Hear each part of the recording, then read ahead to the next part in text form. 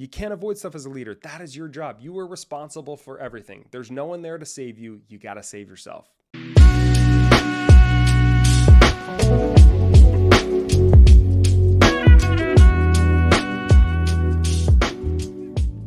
Managers care about what they can get from their teams. Leaders care about what they can do for their teams. Here's the truth. Managers use people. Leaders grow people. I've worked for both. And in fact, at times I've actually been both. And when you put the bad right next to the good, the contrast is impossible to ignore. One drains you, and the other makes you believe in yourself. We all deserve to work for someone who brings the best out of us, someone who cares about us as humans, not just employees. In this episode, I'm going to break down the 5 ways you can tell if someone's truly leading or if they're just managing. So to kick things off, I want to talk about how they use power. So power is a funny thing. It can be used for selfish reasons. It can also be used to prop people up, to help people that are beneath you. And I want to break down how managers use power, and then I want to contrast that with how leaders use power. Managers lead with fear. So do this or else. This has to be done or there's going to be consequences. They rely on their position to get the compliance. And they always have to remind you that they're the boss. Now, on the flip side of that, leaders, they lead with influence. Leaders don't need to use the fear to get what they want. And in my decade-long leadership career, I never once had to raise my voice, I never had to demand respect, and I never used threats. I simply just used my influence to get what I wanted.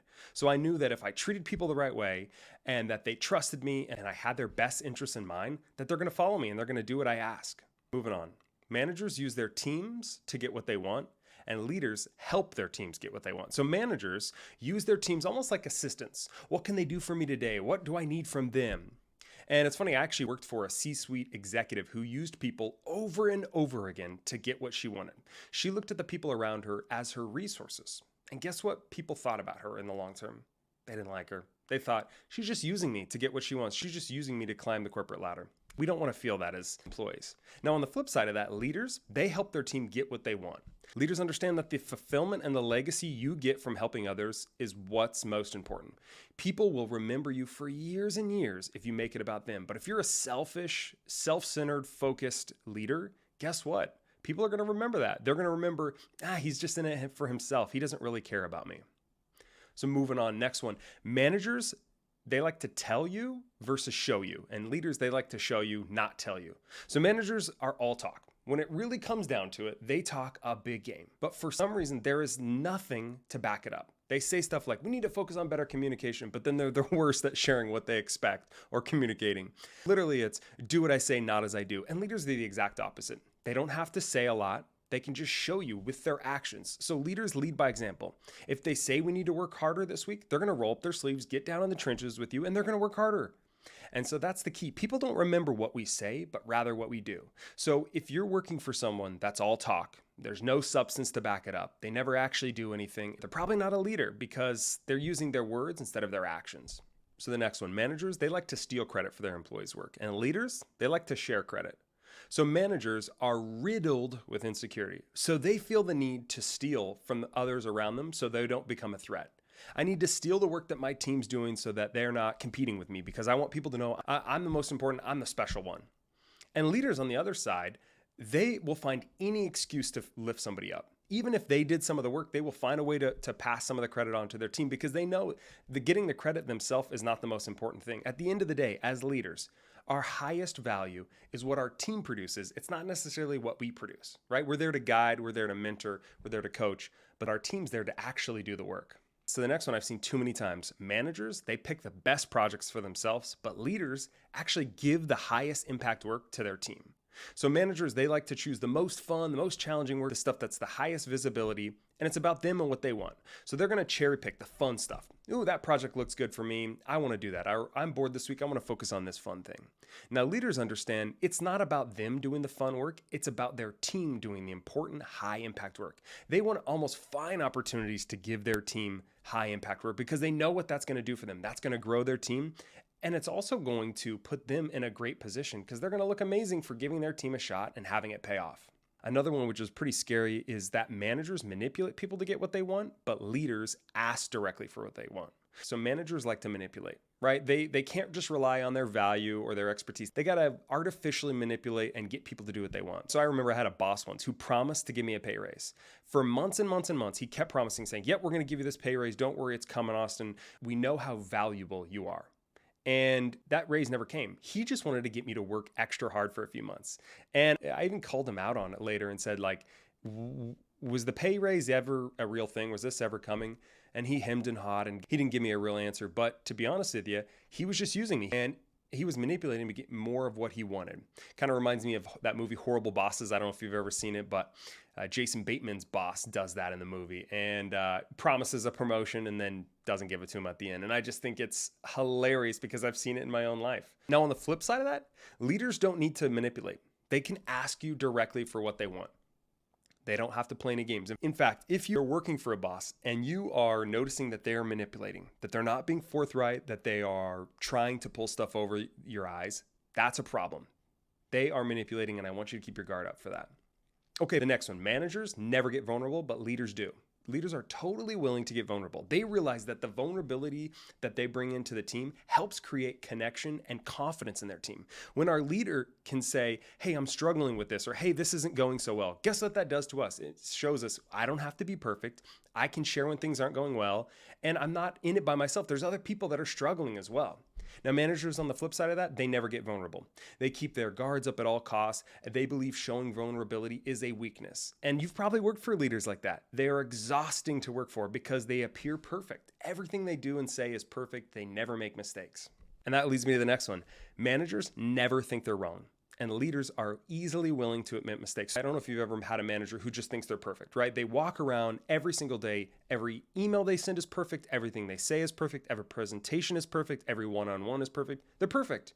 They're basically the best human being to ever roam the earth. Well, leaders are on the flip side of that. They know that they make mistakes all the time. And they're not at all embarrassed to admit when they fuck up. In fact, there have been a lot of times where I've literally said in front of my whole team, man, I messed this up, guys. Like I didn't know what I was doing, or, I thought this was the right move, but it wasn't. And guess what? My team respects me so much more for that because at the end of the day, they know this guy can admit his mistakes. Why can't I? Like I can go out there and take risks and make mistakes, and that's okay. I'm not going to get fired. My boss isn't getting fired. He's okay. Why can't I do it? So at the end of the day, leaders use their power for good. Managers use their power for selfish reasons. And I think managers, they're using that power to get compliance. They want the people around them to do what they need to do.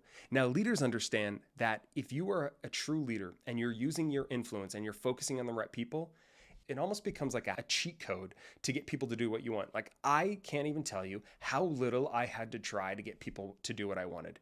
Like one little simple ask, one little simple question, one little simple email, or just honestly, the team would feel the initiative to just take on stuff their own. And that was really cool to know that I didn't have to lead with a firm hand. I could just be me. I could be vulnerable. I could be honest. And I got people to follow me. Just with me being myself, just using that influence for good, people would follow me. Okay, I want to move on to the next way to know if you're working for a leader or for a boss. So this comes down to how they make decisions. So when you figure out how and why a boss makes decisions, your whole world changes, right?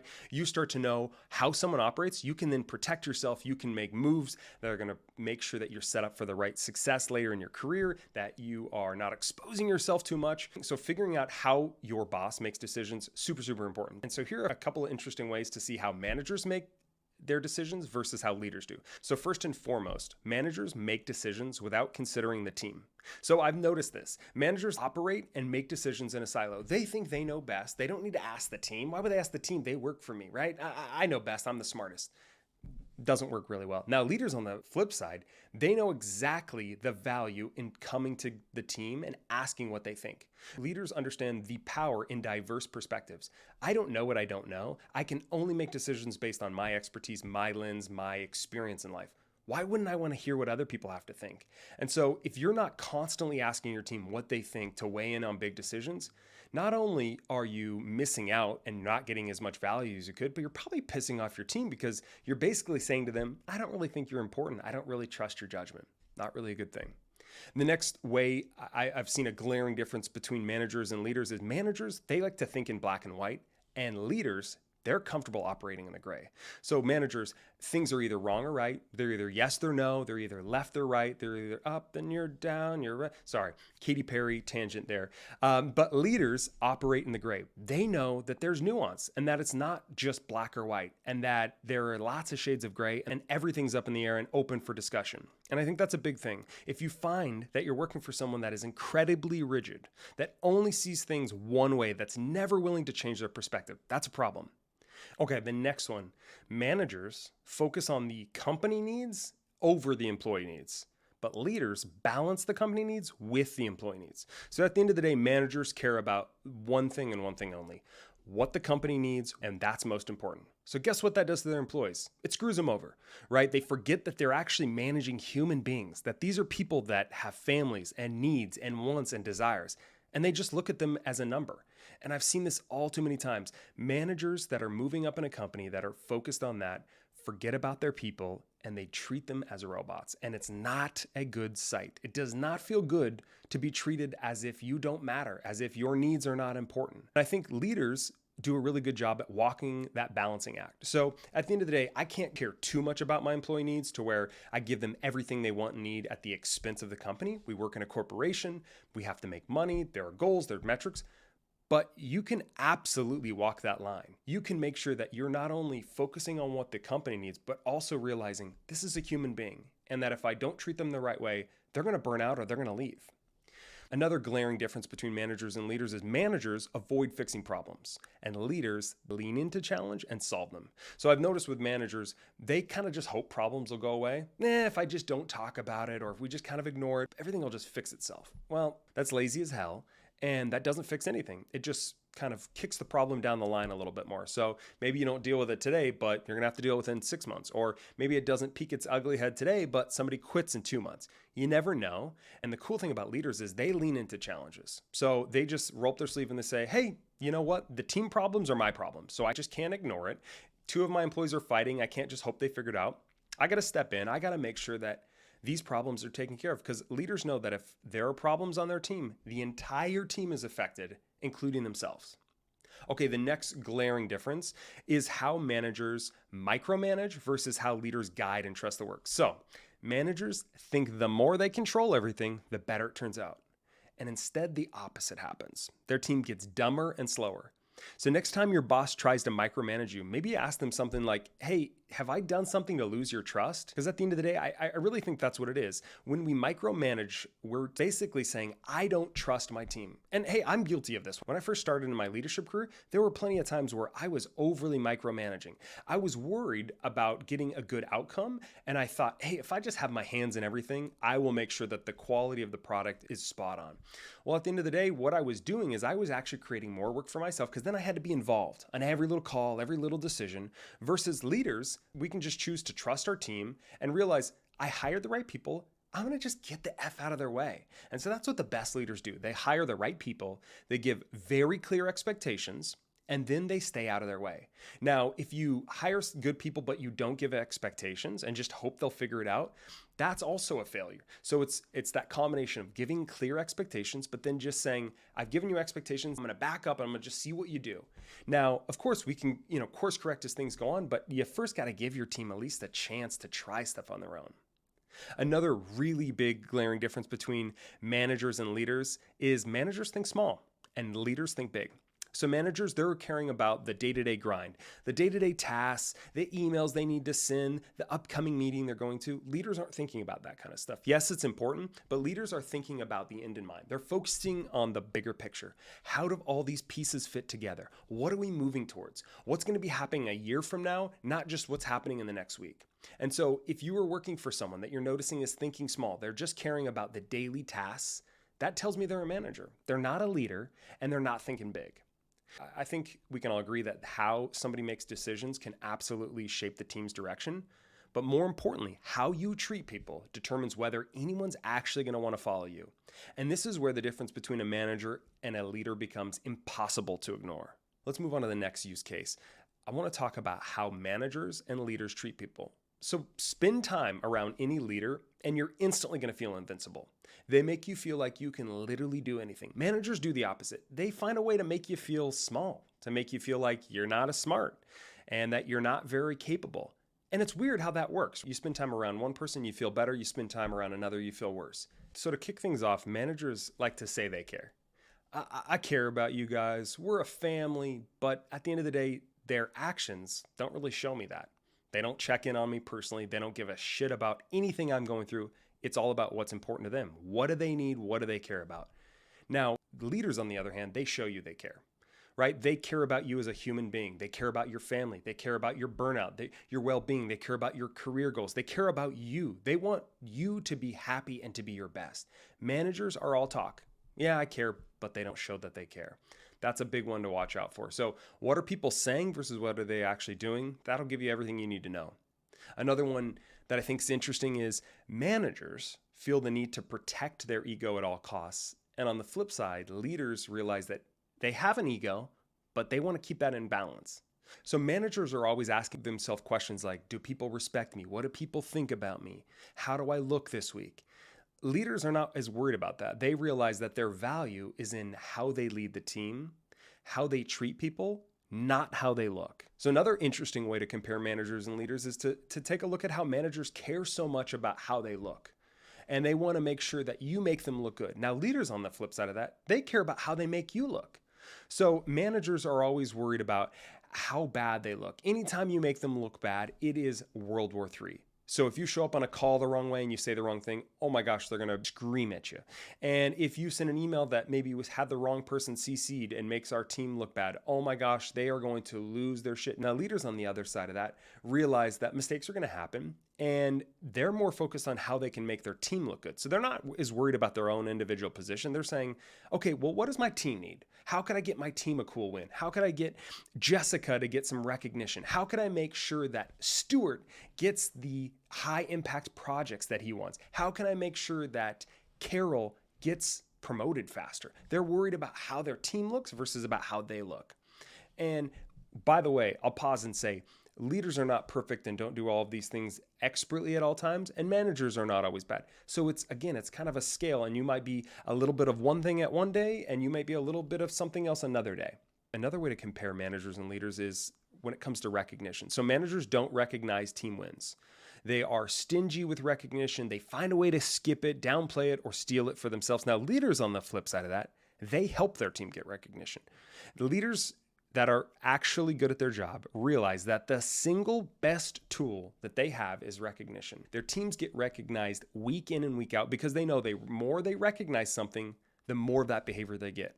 So that's the key there. Leaders realize the power of recognition, and managers want to stifle the team wins. Because again, it goes back to that competing thing. They're competing with their team. The ego is now getting a little bit bruised because we're not talking about me, we're talking about my team. No bueno. Another comparison would be managers like to keep relationships surface level while leaders focused on relationship building. So I had a manager who knew nothing about who I was. He didn't ask me anything about my personal life, and so I never shared. And I always felt like it was kind of a forced relationship. I remember he'd invite me out to go get a beer, and we would just sit there awkwardly for like 2 hours. I didn't know what to talk about. He didn't know what to talk about. He didn't give a shit about me, and I really didn't give a crap about him, to be honest with you. Now, on the flip side of that, I have had leaders that have gotten to know me on a personal level. They know my wife. They know about the dogs, the things I like to do, my passions, my needs. Now, I'm not saying we need to be best friends, but they genuinely showed they cared about my life. So at the end of the day, how you treat people tells me everything I need to know about you. If done wrong, your team is just going to see you as the cliche corporate manager, someone they have to listen to, but they don't respect. I want to move on to the next section. I want to talk about the difference between how managers and leaders communicate. So poor communication keeps managers as managers. They never move into that leader category. While on the flip side of that, leaders realize the power of communication and they understand the need for clarity. So to kick things off, managers only communicate when they need something. So I have a friend whose boss only talks to him on average, maybe once or twice a month. And it's only when he needs something. And in my opinion, this is just lazy. We deserve better as employees. We don't have to talk every day to our employees. I don't need to hear from my boss every single hour, but I need to hear from them regularly. And I need to hear from them not just when they need something. I want them to reach out to me just to check in, to see how they can help me. That's what we're starving for as employees. We want someone to check in on us, to chat with us, and make sure that we understand that they need us and that we're not just a resource for them. Another interesting comparison between leaders and managers is managers avoid tough conversations while leaders face the hard conversations head on. So if you're a true leader, you realize that hard conversations are impossible to avoid. So, I'll give you an example. I had an employee who was super bright, super smart and driven, but he dressed like someone who had just pulled clothes out of the bottom of a dumpster. And they would have visible dirt, more wrinkles than you could ever imagine. I mean, this literally looks like he took all of his clothes, bundled them up, threw them on the ground, stepped on them, and then threw them on for work. Well, he was a high net worth banker, and our clients obviously were not going to be okay with that. And so I had to pull him aside. Was it super awkward? Yeah, I didn't want to pull him aside and tell this grown adult man to dress better, but I had to do it. Guess what happened? He respected me for it. He started dressing better, and it was fine. It was a non-issue. We never talked about it again. He didn't care. We had a great relationship. But I think that's the key here. You got to be willing to have the tough conversations. Managers, they avoid them. They hope things will get fixed. They avoid them because they are uncomfortable or they're awkward. For whatever their reason, they just don't want to have them. Leaders realize that leaning into the hard conversations, that's where the power comes. You can't avoid stuff as a leader. That is your job. You are responsible for everything. There's no one there to save you. You got to save yourself. Okay, another interesting one is I noticed that when managers are communicating with their team, they tell people what to do. Versus when I've worked for leaders, they ask, they guide, and they listen. So managers, they lead with instructions, and they think it's effective to tell their teams how to do every little thing. When managers do this, they actually then start to create robots that eventually become smaller, less effective, boring. If we can't do anything without mom or dad telling us what to do, we stop taking initiative and we just wait to be told what to do. Is that really what we want from our employees? Do we want them just to be robots who do and say what we want them to do? I don't think so. Leaders, they focus on guiding people. Instead of telling people what to do, they say, hey, here's what we got to work on. Here's what our long-term goal is. How do we get there? What do we think the best plan to achieve that would be? And it's collaboration, right? It's not, I'm telling you what to do. It's like, what do you think we should do? And man, there's such power in that. When employees feel like their boss is like genuinely interested in their perspective and their expertise, it feels good. It makes you feel like you're adding value, that you're important. Another really glaring difference between managers and leaders is managers use one-on-ones just for status updates. And leaders use one-on-ones to support growth, unblock stuff, and coach. So really, at the end of the day, leaders realize that one-on-ones aren't just for work updates, right? You can send me an email about that. We can chat about that during our next team meeting, but they know that that's that dedicated time, that golden opportunity to spend one-on-one with their employee to get closer, right? They realize that it's their opportunity to help them with goal setting. It's their opportunity to help them remove obstacles. It's their opportunity to give them in-depth coaching. And I've had one-on-ones with a boss who never once asked how he could help me with anything. He literally just wanted to know, what have you been working on? And that's what a manager does. They go into the one-on-one. What have you been working on recently? Okay, anything I can help with? Sounds good. Have a good day. We'll talk soon. That's not a one-on-one. That's a check the box activity. That's you doing something that you have to do, not because you believe in it. I'd almost rather you skip one-on-ones if you're a manager, if you're going to do them like that, than have one of those BS half-assed one-on-ones. Because you can just send me an email with that crap. I don't need to meet you in person. Hey, getting saucy over here. Okay, the final one in this section is managers diminish their team's intelligence while leaders multiply their team's intelligence. So I read this book called Multipliers a few years ago, and I really, really liked it. It talks about this more in depth. So if you haven't read that, I'd recommend it. But essentially, what I took away from that and what I've observed in my own life is that leaders, they make their teams bigger, more grander. They basically amplify their team's intelligence. So I remember working for a boss back in the day, and she would let me take risks, and she would let me fail, and she would let me try again. And anytime I was around her, I felt like I was invincible. I felt more capable, almost like I could do anything, like nothing was beyond me, that I could handle any situation. And guess what? Over time, I got smarter and I got faster, and she brought out the best of me. Now, managers, they do the exact opposite. They're diminishers. So they basically take your intelligence and hide it. They make it smaller. They don't ask for it. They don't use it. They make you feel bad for it. They don't want to ask for your opinion. That's what managers do. Leaders are the exact opposite. They get the very best from your team. So at the end of the day, you can tell a lot about someone from how they communicate. But I think if we go a little bit deeper, if we actually look at where someone's loyalty lies, that's where we can see the biggest contrast between managers and leaders. And I think that's really the key here. When it comes down to it, where your loyalty is, what's guiding your decision making is going to be the most important way to determine who this person is and what they're all about. So I want to transition and talk a little bit about how you can spot the difference between a manager and a leader when it comes to their loyalty. Loyalty can mean the difference between getting fired and receiving a little slap on the wrist.